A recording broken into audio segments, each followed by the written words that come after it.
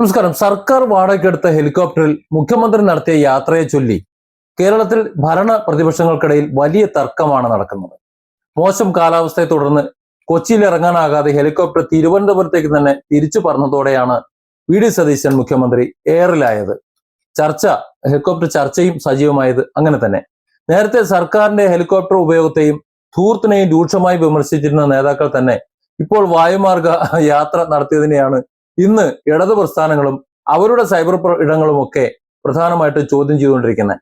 രോഗബാധിതനായിട്ടുള്ള ബന്ധുവിനെ കാണാനുള്ള സ്വകാര്യ ആവശ്യത്തിനായിരുന്നു ഈ യാത്രയെന്നും പൊതുപണം ദുരുപയോഗം ചെയ്യുകയാണ് എന്നും അവർ ആരോപിക്കുന്നുണ്ട്.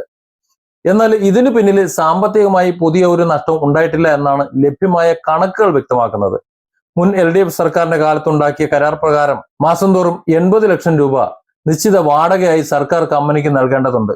ഈ തുകയിൽ മാസം 25 മണിക്കൂർ വരെ പറക്കാനുള്ള ചെലവ് ഉൾപ്പെട്ടിട്ടുമുണ്ട്. അതായത് ഹെലികോപ്റ്റർ പറന്നാലും ഇല്ലെങ്കിലും ഖജനാവിൽ നിന്ന് ഈ പണം നൽകിയേ തീരൂ എന്നർത്ഥം. ഇതുവരെ 48 കോടിയിലധികം രൂപ ഈ വാടക ഇനത്തിൽ സർക്കാർ ചെലവഴിച്ചിട്ടുണ്ട് എന്നാണ് കണക്കുകൾ. ഈ വരുന്ന സെപ്റ്റംബറോടെ ഇതിന്റെ കരാർ കാലാവധി അവസാനിക്കുകയാണ്.